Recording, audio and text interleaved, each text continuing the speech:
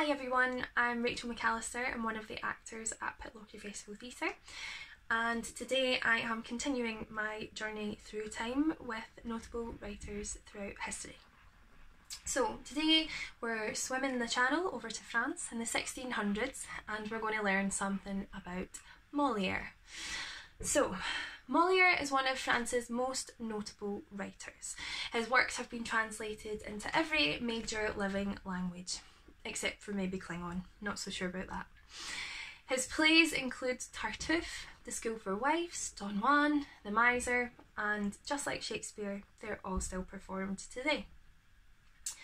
So, born Jean-Baptiste Poquelin, sorry to anyone who speaks French, Moliere grew up in an affluent area in Paris.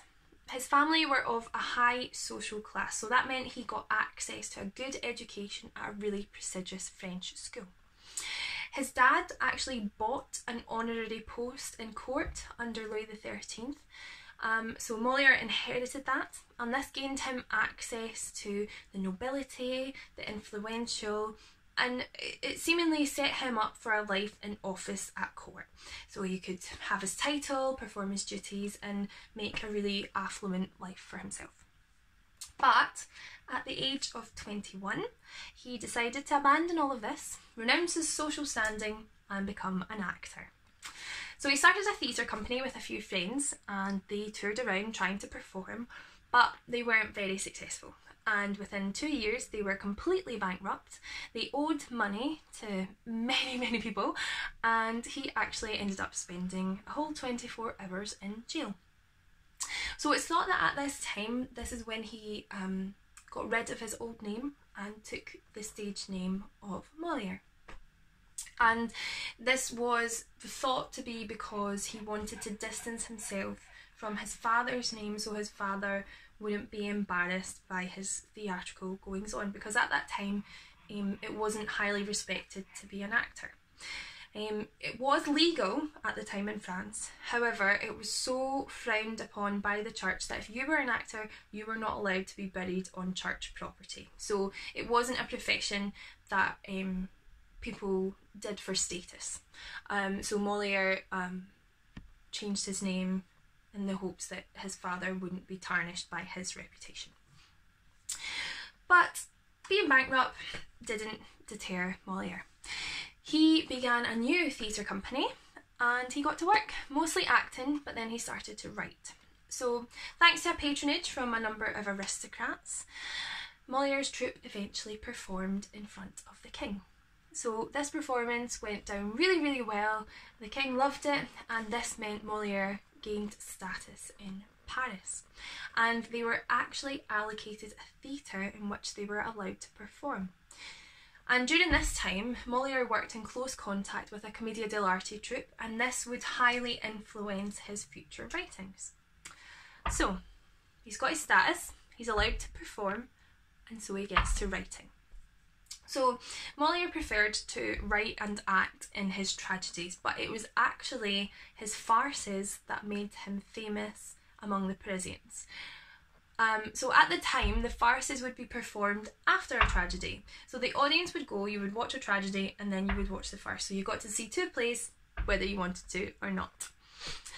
So he became hugely successful, but this success came with great consequence. He was favoured by the monarchy. The king loved him, thought he was fantastic, and it was really helpful for him for his career. But the irreverence in his writing and his political standpoints meant that he became an enemy of the church. Perhaps his most scandalous work was a play called Tartuffe, and that was performed in 1664 and caused so much controversy that it was banned. The play demonstrates the hypocrisy of the dominant classes and was not well received by the church. They condemned his writing. And they went to the king and were like, nope, this is not on, and the king had to go, can you stop?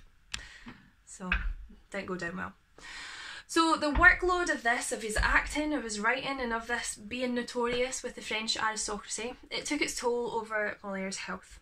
And in 1673, during a performance of his final play, The Imaginary Invalid, he actually collapsed on stage whilst acting, playing the part of a hypochondriac. He was able to get up and finish his performance, but sadly he passed away a few hours later. And as I mentioned earlier, because he was an actor and because of the view the church had of him, he was not allowed to be buried on church grounds. And it actually took his wife going to the king to ask for a special dispensation. They eventually came to a compromise, and he was buried in an area reserved for unbaptised infants.